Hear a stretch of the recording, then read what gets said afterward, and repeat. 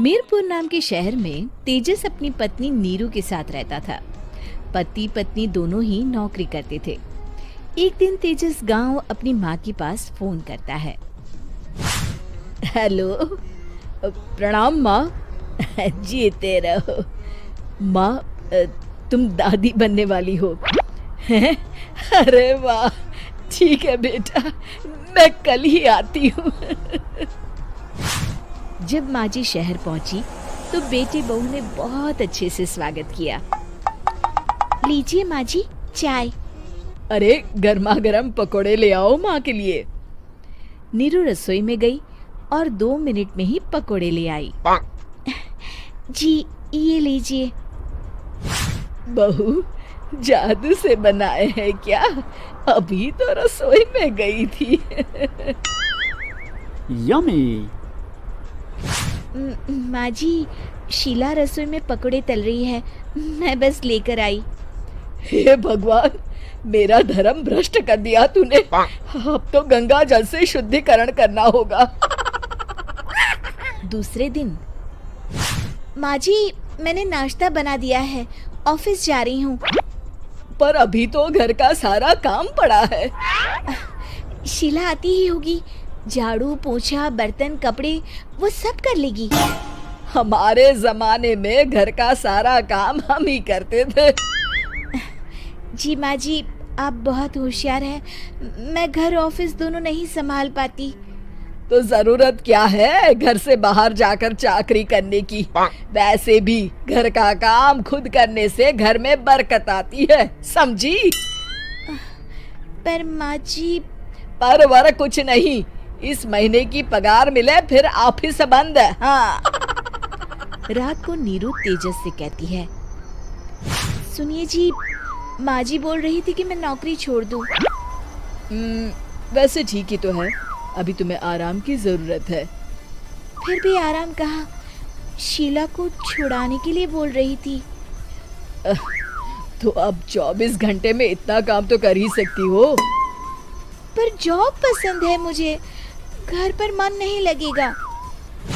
अगले दिन जब दोनों ऑफिस के लिए निकल रहे थे, मेरी तो कोई कीमत ही नहीं है इस घर में। माँ जी, आजकल महंगाई बहुत है, रहन सहन भी बदल गया है, दोनों नौकरी करते हैं तभी ठीक रहता है। अच्छा, तू कहना क्या चाहती है? मेरा बेटा तुझे बिठा के खिला नहीं सकता? तू ही इस घर का खर्च चला रही है, हैं? नहीं माँ जी, मेरा वो मतलब नहीं था। मतलब खूब समझती हूँ, ये बाल धूप में सफेद नहीं किए मैंने। हाँ। अब तो ये रोज का काम हो गया था। तेजस भी रोज की झिकझिक से परेशान हो गया था। एक दिन उसने कहा, नीरू, वैसे भी तुम्हें मैटरनिटी लीव मिलने वाली है, तो अभी से ही छुट्टी ले लो। पर क्या, मेरी सैलरी अच्छी खासी है। आखिर नीरू ने रिजाइन कर दिया।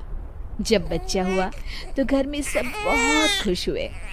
कुछ दिनों बाद तेजस फाइल देख रहा था। क्या हुआ तेजस, कुछ परेशान लग रहे हो? हाँ, वो हमारी जितनी सेविंग्स थी वो तो हॉस्पिटल में और छठी के फंक्शन में खत्म हो गई है नीरू। और अभी वैसे मंदी चल रही है तो मैं बोल रही थी कल मुन्ना को हेपेटाइटिस का टीका लगवाना है।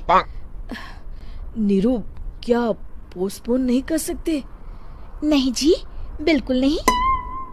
अब तेजस को समझ में आ रहा था कि उससे गलती हुई है। पैसों की कमी का असर घर के माहौल पर भी पड़ रहा था। अगले दिन, बेटा मेरा चश्मा और ये दवाइयाँ ले आना, पर्चा देते हुए माँ जी ने कहा। जी। तेजस, मुन्ना के लिए दूध का डिब्बा और डायपर भी ले आना, और ये किराने के सामान की लिस्ट है, इसे भी लाना है। तेजस गुस्से में लिस्ट मरोड़कर फेंकता है और चिल्लाता है, पैसे क्या पेड़ पर उगते हैं? ये ले आना, वो ले आना। अरे पर ये जरूरत का सामान ही है। वो गुस्से में बिना कुछ कहे ऑफिस चला गया। अरे लंच तो ले जाइए। नीरू दौड़कर डिब्बा पकड़ाती है एक दिन खाना खाने के बाद, नीरू, अब तो मुन्ना कुछ बड़ा हो गया, तो अब तुम वापस ज्वाइन कर लो ना जॉब। पर इस रिसेशन में जॉब मिलना बहुत मुश्किल है। ट्राई तो करो। फिर मुन्ना? माँ जी है ना, और एक फुल टाइम मेड भी लगा लेंगे। पर माँ जी, उन्हें तो पसंद नहीं। तभी माँ जी वहाँ आ जाती है और प्यार से नीरू के सर पर हाथ फेरते हुए बोलती है, अब मेरी समझ में आ गया बहू, पहले के और अब के समय में अंतर है। तुम काम शुरू करो, मुन्ना की जिम्मेदारी मेरी। मेरी प्यारी माँ जी। ये कहकर नीरू उनके गले लग गई। शिक्षा, परिवर्तन संसार का नियम है, हमें भी समय के साथ चलना चाहिए। उम्मीद है कि आपको हमारी ये कहानी पसंद आई होगी। कृपया हमारे चैनल को सब्सक्राइब करें और सभी अपडेट्स के लिए बेल आइकन जरूर क्लिक करें। और हाँ, वीडियो लाइक और शेयर करना मत भूलिएगा। Bye bye.